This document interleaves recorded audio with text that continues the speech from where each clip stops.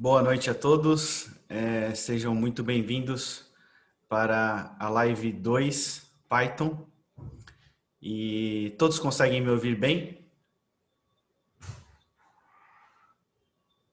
Conseguem me ouvir bem? Alguém pode me dizer, por favor? Sim, ok, muito obrigado. Então, vamos iniciar. Eu vou compartilhar aqui a minha tela para que nós possamos, então, iniciar aqui a nossa live. Sejam todos muito bem-vindos.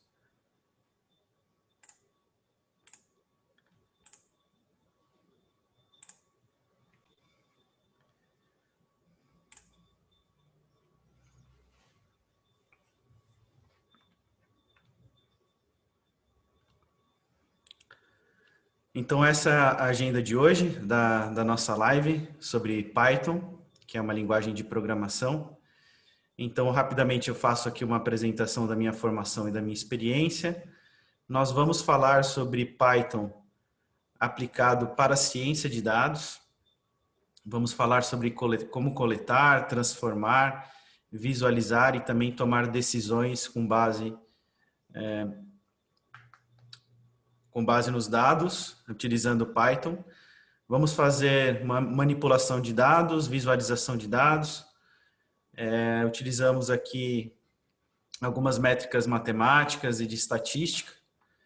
Vamos falar sobre machine learning e também análise de outliers. E ao longo da live eu farei algumas demonstrações de código em relação ao que está previsto aqui na agenda de hoje.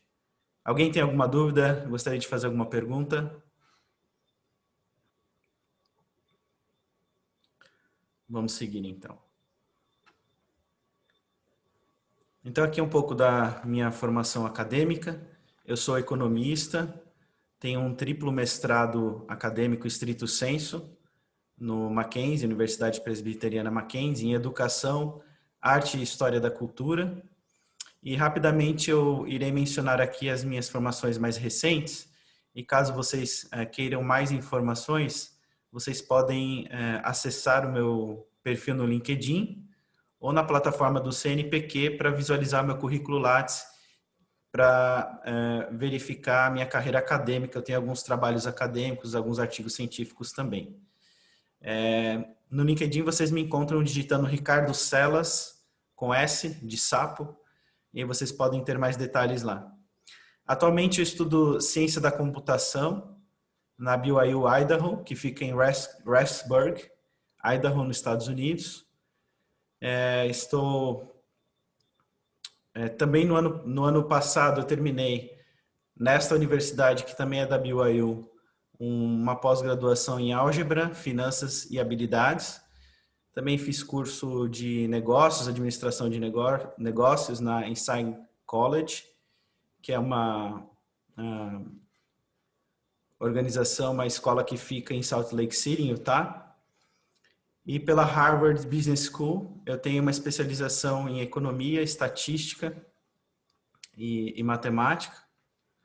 E aqui algumas outras instituições que fazem parte da minha formação. Essa aqui fica em Vancouver, em British Columbia.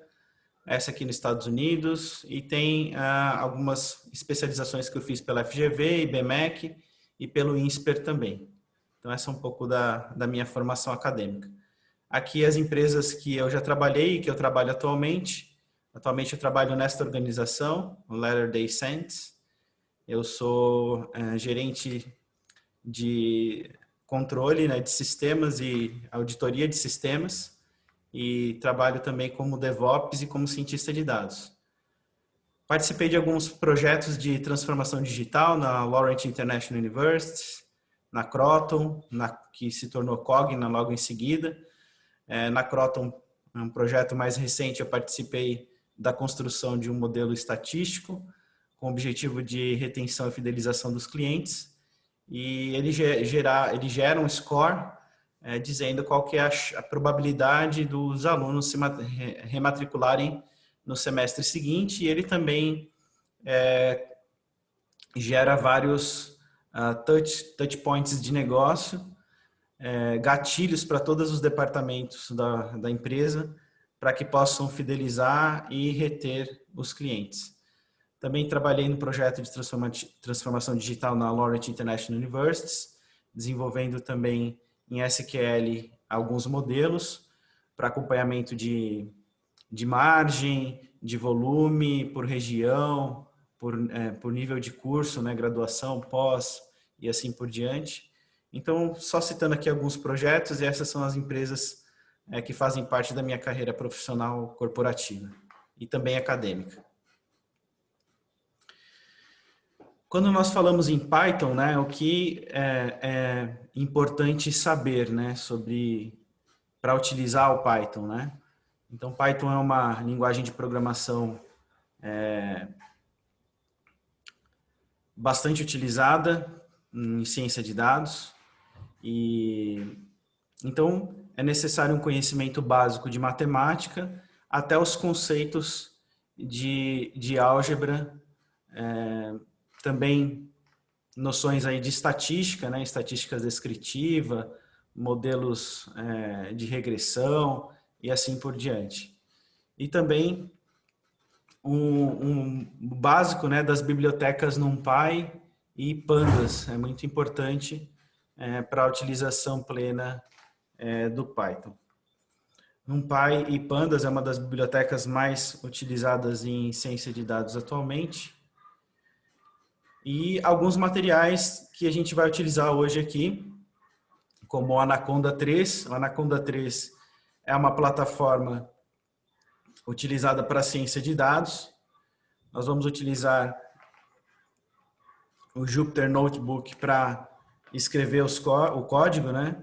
Para desenvolver os nossos códigos aqui, os nossos modelos hoje. E nós vamos utilizar o Python na versão 3.8. O Anaconda 3 e o Jupyter Notebook, eles são abertos, são gratuitos. Vocês podem ir lá no Google digitar www.anaconda.com.br, vocês vão localizar o Anaconda lá e vocês podem, dentro do Anaconda, tem o Jupyter Notebook para vocês fazerem o download na máquina de vocês, para que vocês possam utilizar também. Então, aqui uma introdução, né, sobre a biblioteca Pandas, né?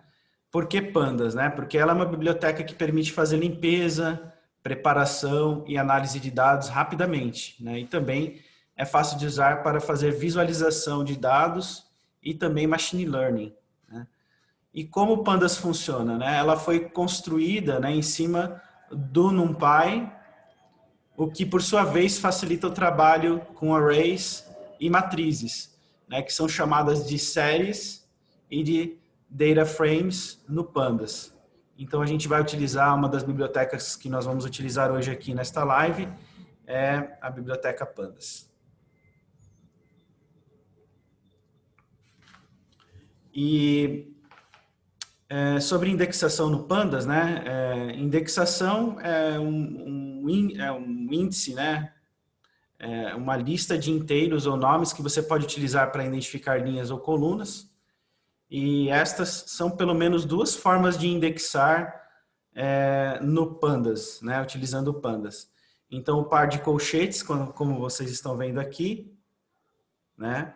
E os indexadores especiais também, o lock com colchete e o ilock também com colchete, são formas de fazer indexações utilizando o Pandas. E aqui sobre objetos do Pandas, né? Então, um data frame, né? Ele funciona como uma planilha de Excel, então tem colunas e linhas, né? Um conjunto de séries indexável.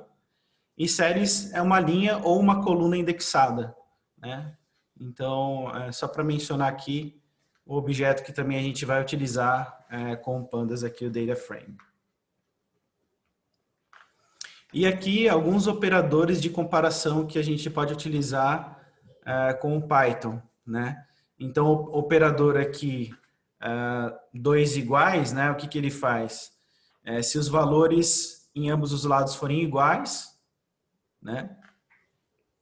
ele volta como true, né, verdadeiro. Aqui, a exclamação e o igual, se os valores em ambos os lados forem diferentes, ele retorna como verdadeiro também. Aqui o sinal de maior e menor, né, dos dois lados. Se os valores em ambos os lados forem diferentes, ele retorna também como verdadeiro. E o operador aqui de maior, se o valor da esquerda for maior que o valor da direita, ele volta como verdadeiro também. E aqui ao contrário, né? Se o valor da esquerda for menor que o valor da direita, ele volta como verdadeiro. E aqui maior ou igual, né? Então, se o valor da esquerda for maior ou igual ao valor da direita, ele volta como verdadeiro. E esse último operador de menor ou igual, né? Se o valor da esquerda for menor ou igual ao valor da direita, ele também retorna como verdadeiro.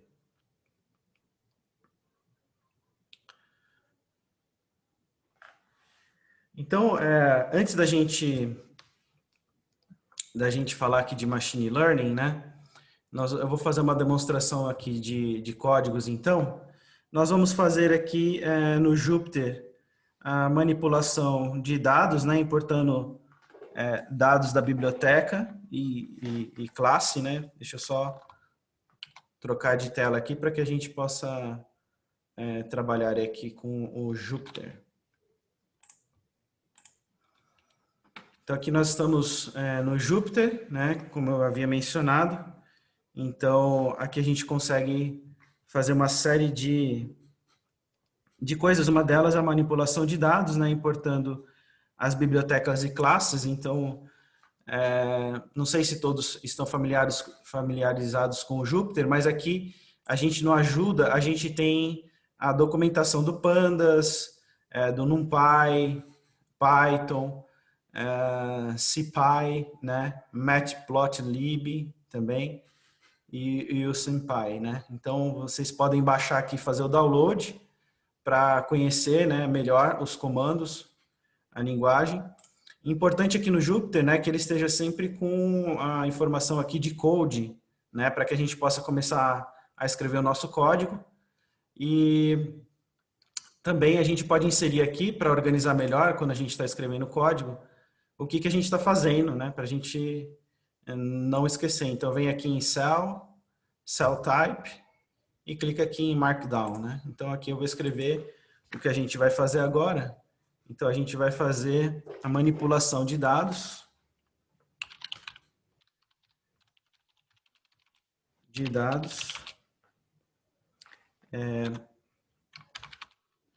Importando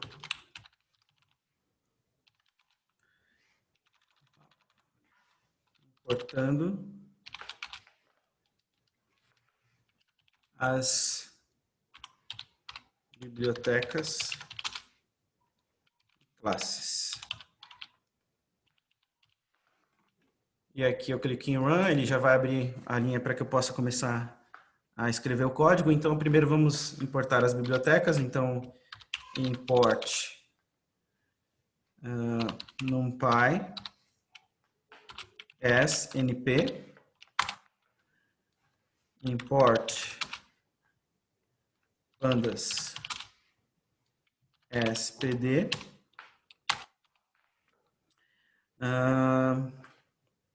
e vamos também aqui importar o data frame, né? Como a gente comentou aqui, então from pandas import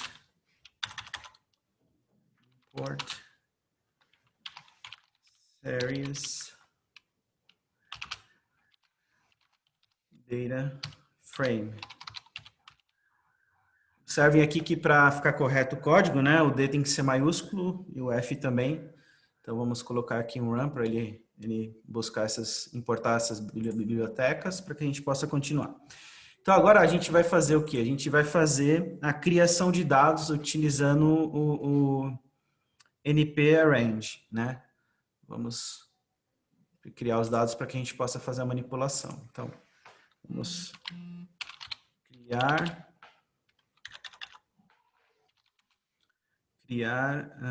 dados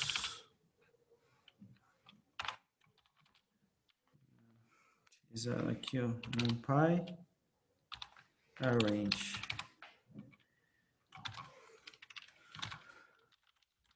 Range.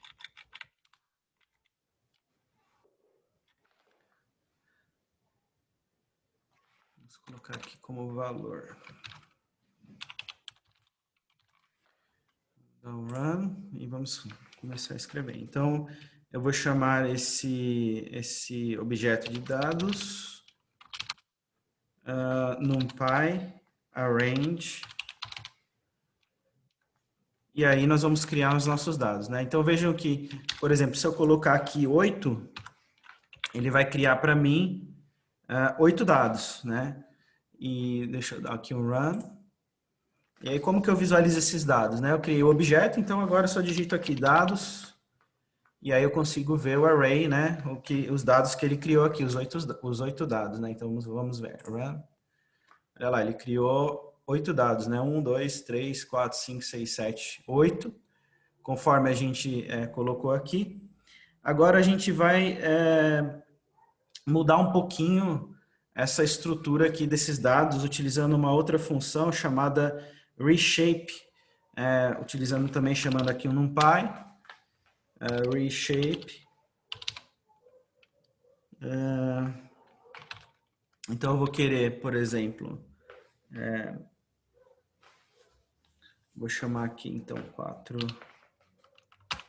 e 2.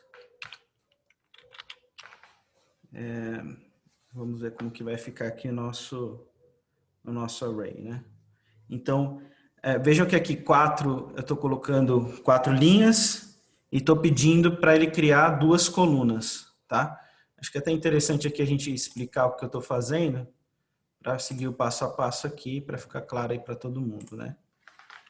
Vou tirar esse código daqui. Vamos criar mais uma linha, colocar o código aqui. Então, o que a gente está fazendo agora aqui é utilizando o NumPy, né, para mudar os nossos dados aqui, reshape, linhas e colunas. A gente está fazendo a manipulação dos dados que foram criados, então vamos ver qual vai ser o resultado, né? Então, teve um pequeno erro aqui, deixa eu só ver o que a gente... O que está errado aqui. Só um instantinho. Tá. Aqui é dados. É o objeto que a gente criou. Agora vai. Run. Então, veja só, ele criou, né, as quatro linhas e as 2 colunas que a gente acabou de pedir para ele aqui. Então, vamos continuar nossas manipulações aqui. Agora a gente vai fazer uma seleção, uma busca de dados. Deixa eu só inserir aqui a explicação também para que vocês possam acompanhar passo a passo. E caso vocês tenham alguma pergunta, fiquem à vontade, tá bom? Então, como selecionar, né? E buscar dados. Então, vamos criar aqui nosso código. Então, eu vou criar aqui um índice. E eu vou chamar aqui das linhas 1 até a linha 8. Então, linha 1. Para a gente adiantar aqui, eu vou copiar essa primeira linha para a gente criar as outras 8. Aqui.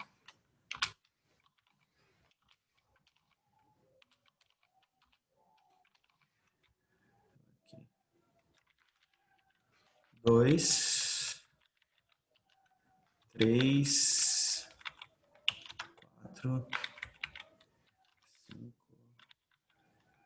6, 7 e 8. Então, eu criei aqui o índice. Vamos criar aqui a série, né? Série. Vou chamar de series, que a gente importou lá em cima. Eu quero dados, que é o objeto que a gente criou. Index e vou chamar isso de índice, que é igual a índice, né? Muito bem, vamos dar aqui o run. Ok, não teve nenhum erro no código. E como que eu consigo visualizar isso que a gente acabou de criar, né? Então eu vou chamar o objeto, né, Sari, e vou chamar aqui para poder visualizar. Então a gente acabou de criar aqui os índices, né? Vejam que tem um índice para cada linha, né? Linha 1, 2, 3, 4, 5, 6, 7. 8 para cada número que foi criado lá em cima, né? De 0 a 7. Então a gente fez agora aqui uma seleção de dados. Agora vamos criar aqui um índice para a gente concluir essa demonstração e a gente seguir a nossa live aqui. Caso tenham perguntas, dúvidas, podem me interromper, fiquem à vontade. Então, índice, fecha aqui com colchete e run. E vamos então criar aqui Sari. Eu quero somente a linha 7. Então, chamo aqui linha 7, por exemplo, e run. Eu tenho a linha 7 aqui, ó. O índice 7, né? É o número 6. Ele acabou de trazer o número 6 aqui para mim. Agora a gente vai fazer nós vamos criar um data frame aqui, né, com esses dados com números randômicos, tá? Então eu vou chamar de novo aqui o NumPy e eu quero números randômicos, random, seed, eu vou colocar aqui 25. Opa. Então, índice, vou chamar a linha 1.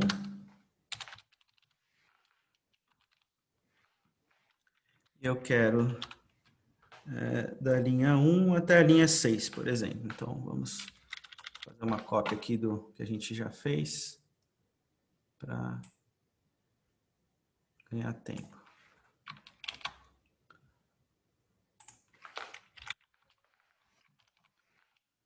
6, ok. Então, eu criei aqui o índice. Vamos criar, então, agora as colunas.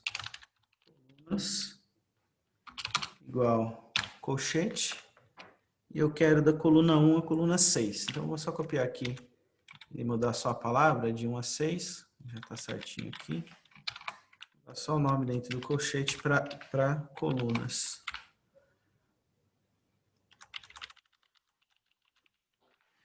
Colunas.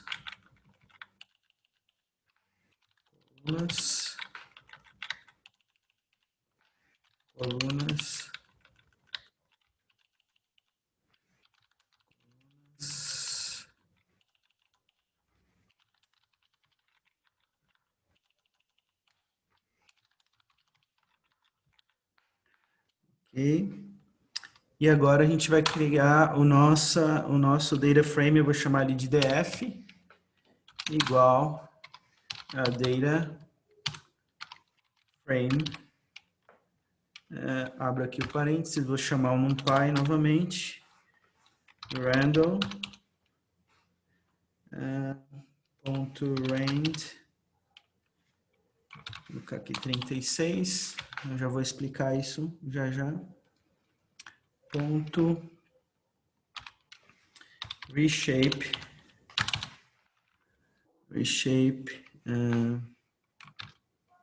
vou abrir aqui um parênteses, eu quero 6 linhas e quero 6 colunas. Vou fechar isso aqui. Agora o index eu chamo aqui de índice e columns que eu vou chamar de colunas. Parênteses. Ok. Então vamos chamar ele aqui por df, que é o objeto que a gente criou. Run. Aí vejam que ele criou aqui então as 6 colunas, as 6 linhas, né? E ele criou os números randômicos aqui para cada uma das variáveis que a gente acabou de criar. Muito bom. Então agora a gente vai utilizar aqueles indexadores que eu comentei agora há pouco aqui na apresentação inicial. Eu vou só inserir aqui a explicação desses indexadores que a gente vai utilizar. A gente vai utilizar o lock, né? Então, vou chamar aqui nome do objeto, ponto lock, e linhas. Abro um outro aqui, colchete, fecha esse colchete, só para exemplificar aqui, para ficar bem claro para todos aí. Colunas e fecho colchetes. 2. Ok. Então a gente vai utilizar essa função agora para... Então a gente vai chamar aqui o nosso objeto, o data frame, né? O df, lock. A gente abre aqui um colchete, 2, linha, por exemplo, linha 2,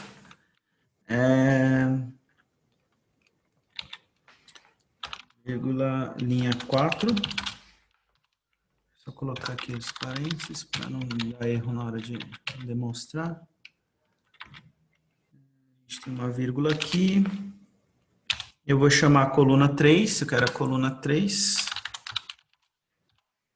3 e coluna 5.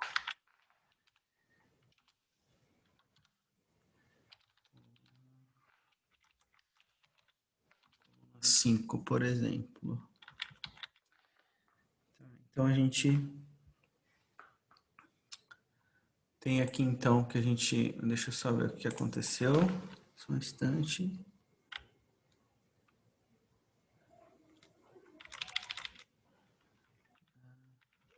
2, 4.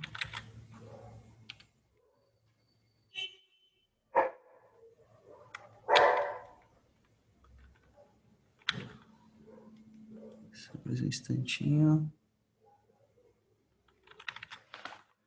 Está apontando aqui que teve um erro.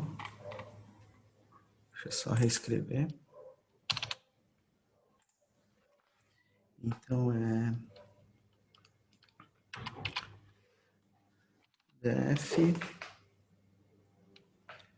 ponto lock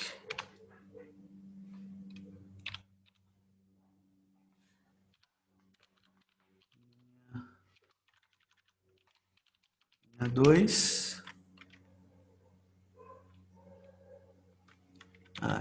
Já identifiquei aqui o que tinha acontecido. Peraí. A gente já vai concluir.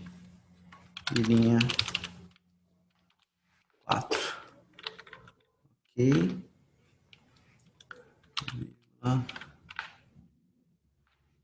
Abrir mais um colchete aqui. Coluna 3. Eu quero a coluna 5.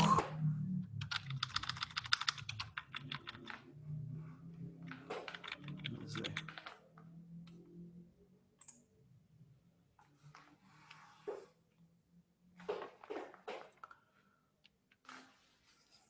Só dar uma olhadinha aqui no que eu tenho já, que eu preparei anteriormente, para a gente fazer essa correção aqui.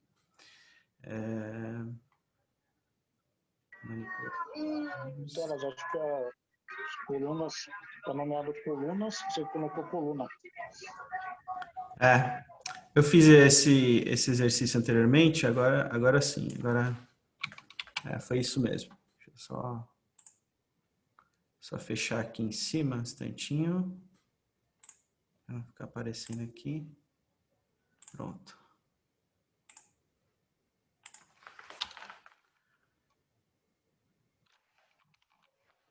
Agora sim.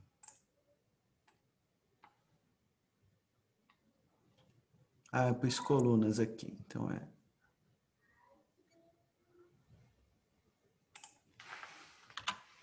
Vamos ver se resolve isso aqui.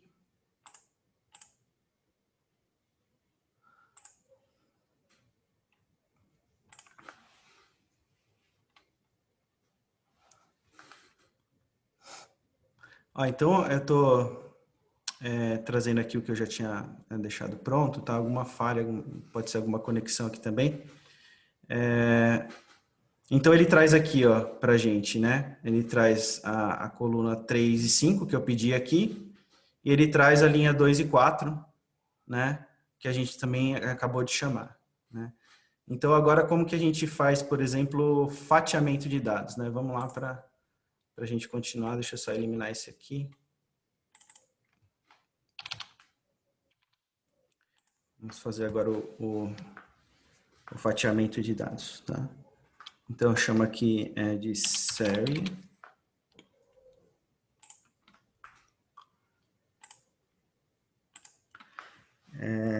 Abre o colchete. Linha 3.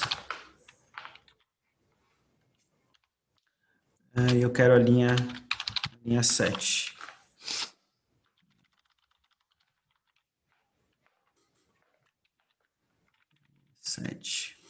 Ok. Aqui não. 7.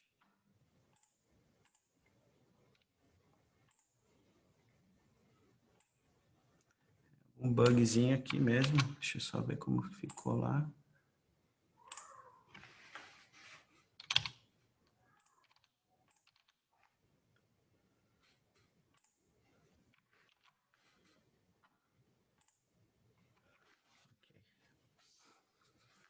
Então você vê que aqui a gente fez o fatiamento, acabou de fazer o fatiamento de dados, né, utilizando o SERI. Então a gente pediu aqui linha 3 e linha 7, né, da linha 3 até a linha 7, né? Então a gente acabou fazendo o fatiamento, visto que a gente tem aqui da linha 1 à linha 8, né? Então a gente fez um fatiamento agora aqui dos dados. Então vamos voltar lá. Alguma pergunta até aqui? Alguma dúvida? A gente teve essas inconsistências ali, mas rapidamente eu deixei já pronto esse código, né? Alguma inconsistência, mas que já foi resolvida aqui. Alguém gostaria de fazer alguma pergunta? A gente acabou de fazer aqui com essas duas bibliotecas NumPy e Pandas, né? A gente fez a manipulação de dados, fatiamento de dados, né? A gente fez o índice, selecionou e buscou dados. Então a gente fez uma manipulação rápida aqui de dados. Deixa eu só fechar essa tela aqui.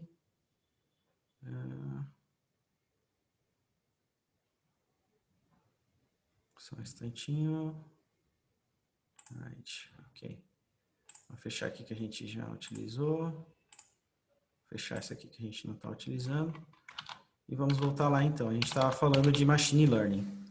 Então a gente acabou de fazer manipulação de dados aqui. A gente vai falar um pouquinho agora de Machine Learning, né? E a gente vai fazer uma análise chamada PCA, que é a análise de componentes principais, né? Então, primeiro vamos entender o que é o Machine Learning, né? O Machine Learning, ele é o cérebro que move a tecnologia de inteligência artificial e as tecnologias de inteligência artificial que fazem as ações, né? Então, ele é o cérebro por trás das inteligências artificiais, né? Então, o aprendizado de máquina, ele é o cérebro que está por trás da inteligência artificial, né? Então, ele é um processo que ele faz o quê, né? Ele é um processo que ele aplica algoritmos de processamento analítico para descobrir padrões escondidos ou tendências que são úteis para fazer predições, né? Então, aqui alguns casos, né, que a gente pode utilizar machine learning, né, aprendizado de máquina, para fazer predição de vendas, por exemplo, para fazer segmentação de usuários, para fazer detecção de fraudes, né? Aqui são só alguns exemplos aqui de como o machine learning pode ser aplicado. E aqui são os tipos de modelos, né, de machine learning, os que são, assim, bastante utilizados, né, frequentemente utilizados, é o modelo de regressão, né, inclusive vocês podem visitar lá o meu canal no YouTube, né, Ricardo Celas.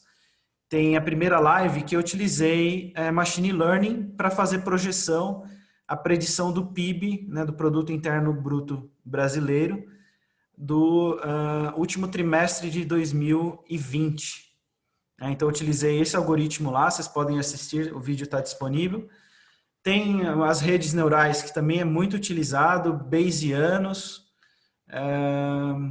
de clusterização, é frequentemente utilizado, mas aqui eu coloquei alguns modelos de machine learning para vocês conhecerem. Árvore de decisão é muito utilizado também, redução de dimensionalidade e assim por diante. Tá? E aqui alguns termos do machine learning, né, para aqueles que estão iniciando em ciência de dados, né, possam se habituar com esses termos.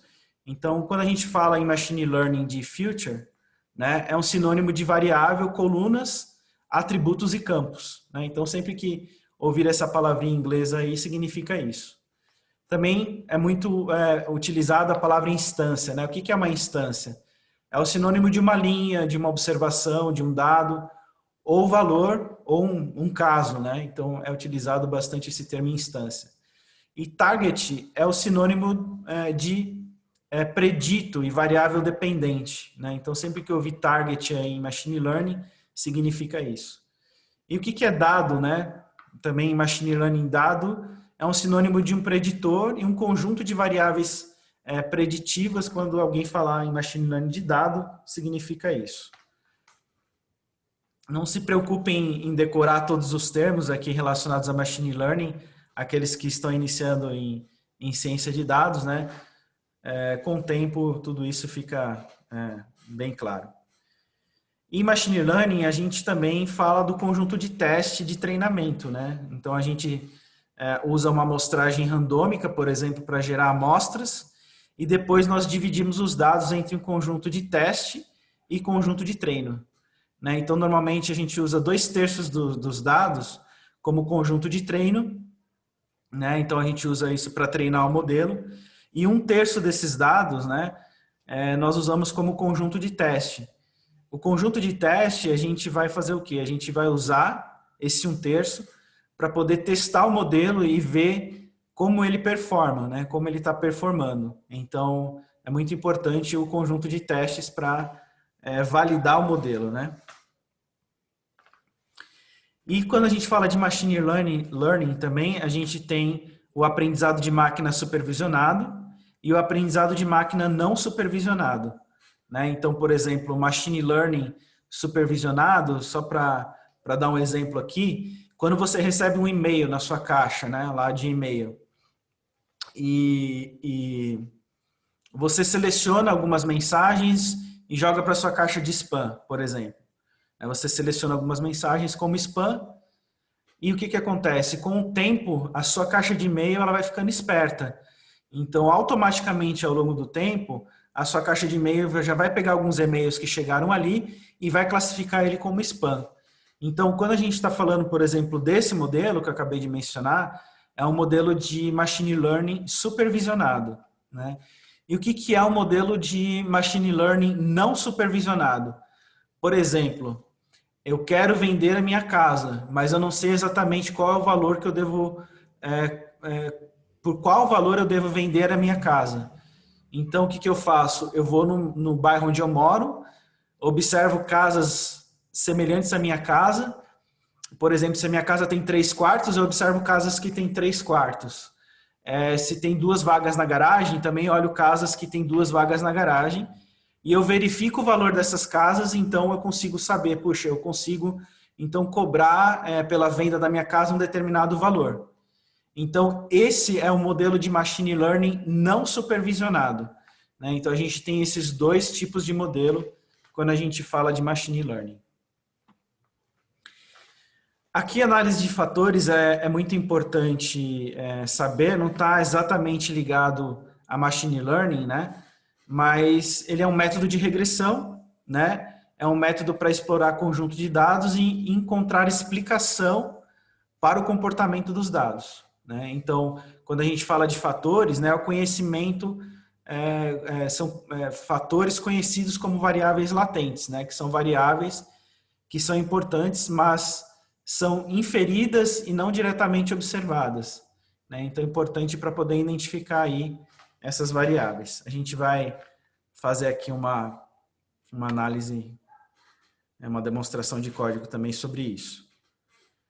E para análise de fatores, né, existem alguns pressupostos também. E como eu falei, aqueles que estão iniciando em ciência de dados não se preocupem tanto com esses pressupostos, mas só para mencionar aqui, né? Então, os pressupostos são, para análise de fatores, né, que as variáveis são métricas, as variáveis são contínuas ou ordinais, que existe uma correlação maior que 0,3 entre as variáveis do conjunto de dados, e mais que 100 observações e também mais do que 5 observações por variável, né?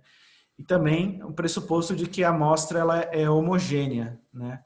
Ela tem homogeneidade aí.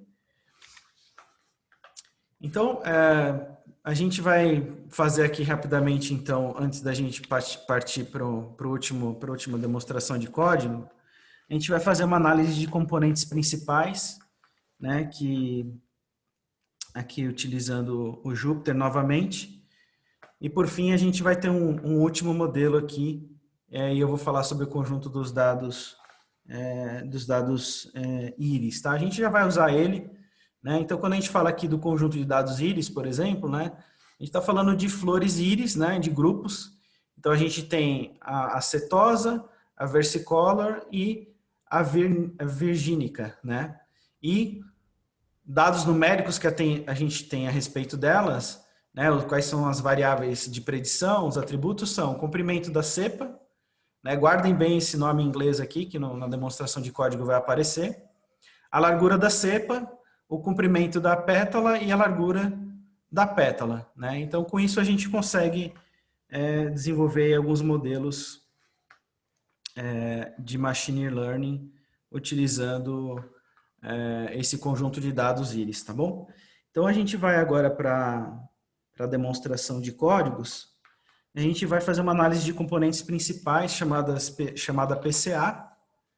Então, vou chamar de novo aqui o Python. Então, primeiro a gente vai fazer análise de conjuntos principais, importando as nossas bibliotecas.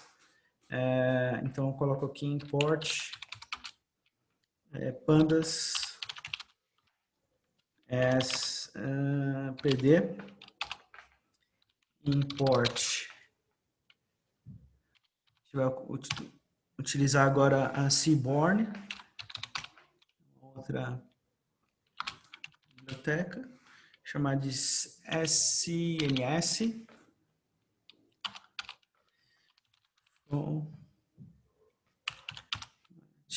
Plot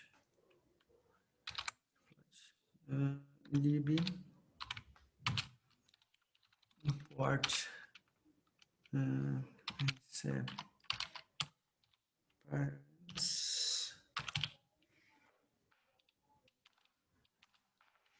from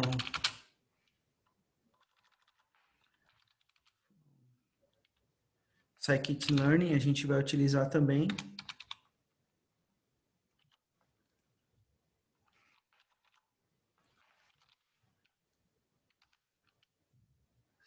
Learning import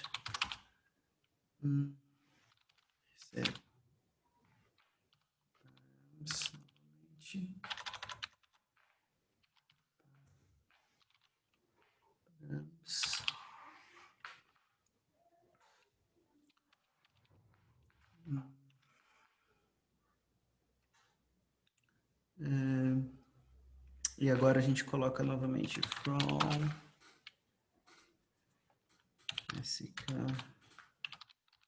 learning.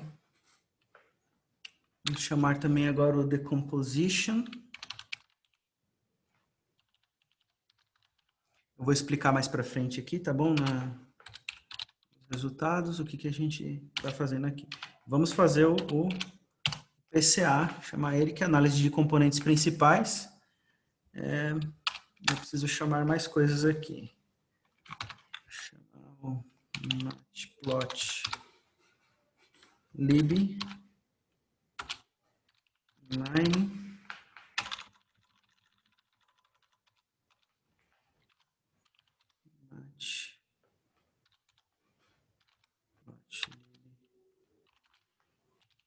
9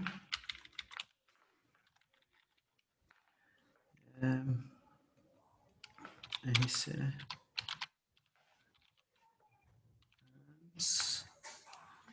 Colchete. Chamar aqui figure.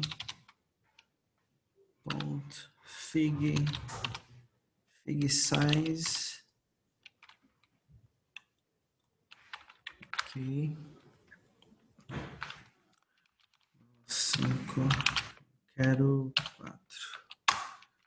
Chamar o objeto que a gente está importando, importando lá em cima, que é o Seaborn. Ponto 7. Style.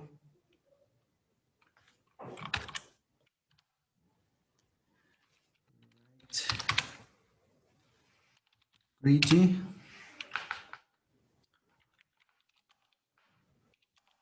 Eu vou chamar o íris que a gente acabou de mencionar aqui no slide anterior. O data sets ponto load íris. Okay. Vou chamar isso de x igual a íris ponto data e os nomes.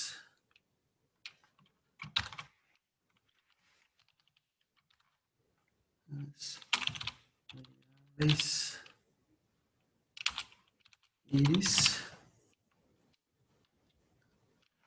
Ponto. A gente acabou de falar também de future, né? Future. Ó, tô chamando aqui. Mais um último aqui que é x 0, 5. Ok. Deixa eu só conferir se não tem nenhum erro no código para não ter problema novamente. Pandas, SPD, import, seaborn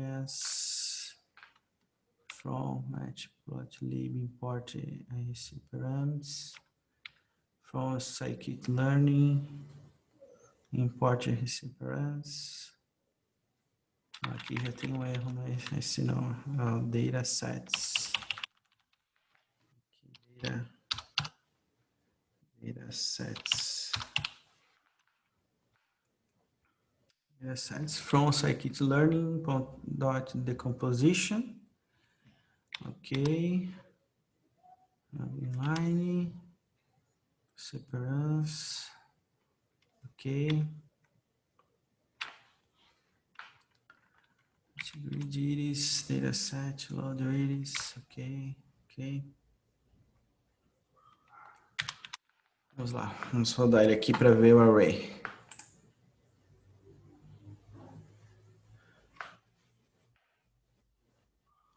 Gerou o array, né? Tá certinho o código então, que a gente acabou de criar aqui. Então vamos continuar aqui a nossa análise, vamos fazer a razão da variância.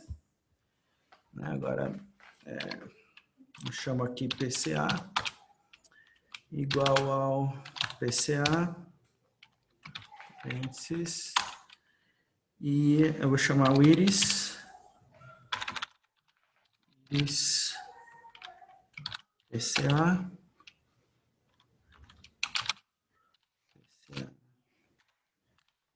fit,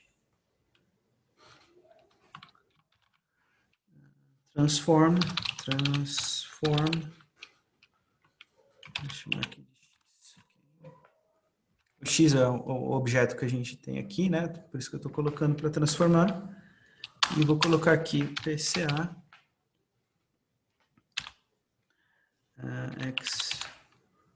explained variance. A gente vai calcular a razão da variância.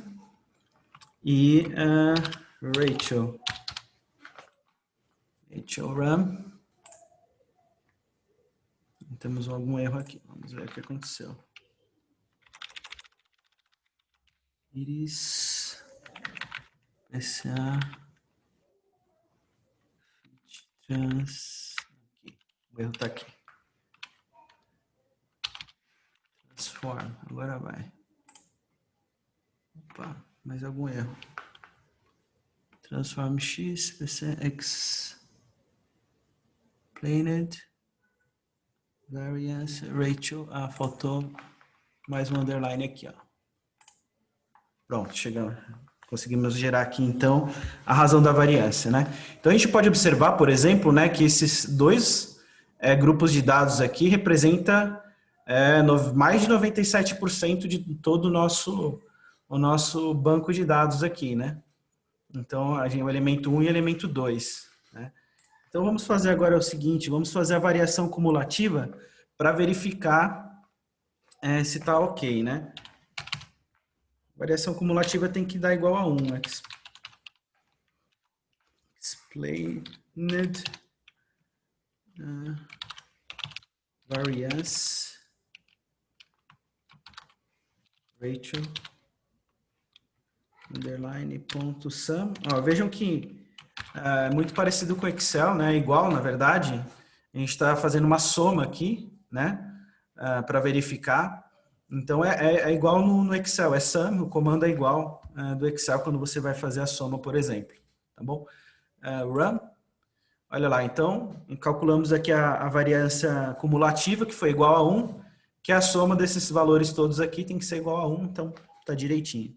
E vamos agora fazer uma análise dos componentes principais, né? Então, vou chamar aqui isso de comps,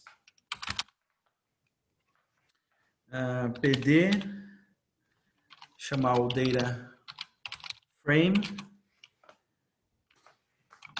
Vamos gerar aqui uma imagem no final e vou explicar o que nós estamos fazendo aqui. Components, underline, vírgula, columns, nomes, nomes, underline, das variáveis. Okay. Para chamar isso, eu chamo então o objeto, né? Comps e run. Opa.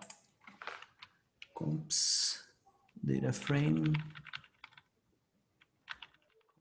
aqui, components. Ok, gerou aqui. Então vejam que a gente gerou os componentes principais, né? Então a gente trouxe aqui para as colunas os nomes, né? Como eu tinha colocado lá no slide. Então a gente tem o comprimento da cepa, né? Largura da cepa, comprimento da pétala e largura da pétala. Como vocês podem ver aqui no cabeçalho das colunas. Tá? E agora, a maneira mais interessante que eu acho de poder analisar, né, a relação entre elas é fazendo o rich map, né? Vou até colocar aqui esse nome para vocês gravarem. Fazer o rich map. Opa. Aqui em Markdown. Então, eu acho bem interessante fazer isso. A gente vai terminar com essa análise aqui. Essa demonstração de código. Vou chamar isso de comps. E eu vou chamar uma nova linha para a gente fazer o rich map. É muito simples. SNS. Rich map. E abre parênteses comps. Né? Então, run. Então, veja que ele gerou aqui uma imagem para nós. A gente consegue analisar aqui as variâncias, né, entre o grupo de flores aqui que a gente tem. Os 3 tipos, né? Só para relembrar aqui. Setosa, versicolor e virgínica, né? Então, vejam que aqui tem uma régua que a gente consegue saber se essa correlação, se ela é negativa, se ela é positiva, né?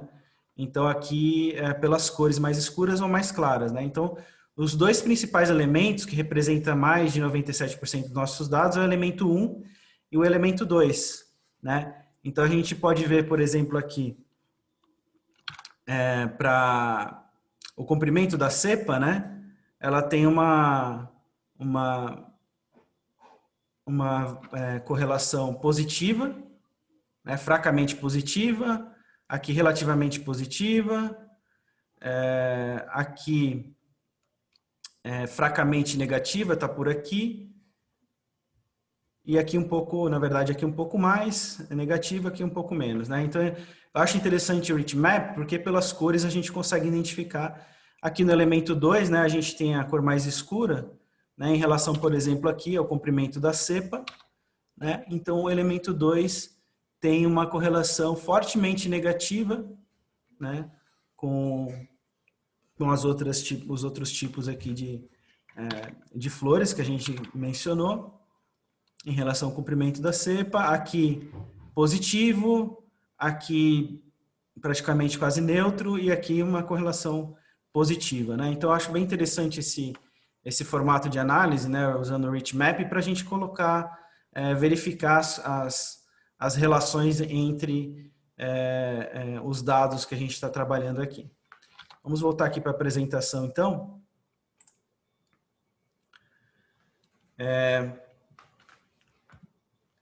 A gente está caminhando aqui para o final da nossa live, né? E eu gostaria de saber se alguém tem perguntas aqui para fazer. E eu tenho um outro código que eu quero mostrar rapidamente para vocês, que eu também gosto bastante para poder fazer análise de clusters, né? Eu deixei aqui, aí nosso tempo não vai permitir, mas eu deixei ele já pronto, que é o scatter plot. Então, sempre que você está analisando cluster, né, e você quer verificar, por exemplo, quais são os outliers, né, dentro dos clusters que você está analisando, dos grupos, né, então a gente utiliza bastante o box plot, onde você consegue ver, por exemplo, aqui a virgínica, eu estou usando também o íris aqui, tem esse pontinho fora do box plot que mostra o seu outlier, né? É muito interessante usar o box plot, mas eu gosto mais ainda desse aqui, que é o scatter plot, onde eu consigo ver claramente, né, os outliers. Por exemplo, se a gente pegar esse grupo aqui, ó, a gente vê que tem esse grupo aqui, né, estão os dados muito próximos uns dos outros, mas tem um dado bem longe aqui, né? Então a gente consegue visualmente avaliar aqui cada um dos grupos, né, quais são os outliers que acontecem aqui. Então a gente tem aqui os 3 tipos de flores, né, a largura da cepa, o comprimento e assim por diante. A gente consegue ver em cada um dos grupos visualmente quais são os outliers que está acontecendo aqui dentro de cada grupo. Então esse scatter plot eu acho bem interessante para análise de outliers, e o box plot também é bem interessante. Perguntas? Dúvidas? Podemos encaminhar aqui para o final da nossa live. Então, primeiro eu quero agradecer a participação de todos, né? Eu tenho essa turma agora, dia 26 de janeiro, né? Nesse curso Avaliação de Empresas, Valuation e Power BI básico, né? Então, saiba avaliar empresas listadas na Bolsa de Valores, para que você possa obter os melhores rendimentos lá. E esse curso acontece durante 4 noites, 2h30. Vocês podem acessar o meu canal lá na aba sobre o canal, e no rodapé vocês vão ter o link, né, falando do programa do curso. Vocês podem consultar as informações mais completas lá. Meu LinkedIn é esse daqui, quem quiser se conectar comigo, né? Está aqui o meu canal do YouTube. Esse QR Code, se vocês quiserem consultar o programa desse curso, também podem apontar o celular aqui no QR Code, que vocês vão ser direcionados direto para a página do curso, onde vocês podem ver o programa completo desse curso. Ou também indo lá no meu canal, como eu mencionei, na aba sobre, e no rodapé tem o link dessa turma que vai acontecer dia 26 de janeiro. Ele é ao vivo e 100% online, né? Eu não mencionei no começo, mas eu sou vencedor do Prêmio Global de Finanças Owens. Operei por mais de 6 anos no mercado de capitais, tenho mais de 6 anos de experiência nesse mercado. E também vocês podem acessar através desse endereço aqui, dessa URL que está aparecendo aqui na tela. E muito obrigado pela participação de todos. Deixa eu só tirar meu compartilhamento aqui. Stop. E eu queria saber se eu poderia tirar um print da tela, obviamente, quem quiser aparecer, né? Quem não quiser, fica à vontade, tá bom? Só queria tirar um print para depois postar aí essa nossa live. Dá um sorrisão aí, pra gente tirar uma foto. Aí, beleza, muito obrigado. Espero vocês nas próximas lives, me acompanhem aí pelo canal. Espero que vocês tenham gostado dessa live de hoje. Um abraço. Tchau, tchau.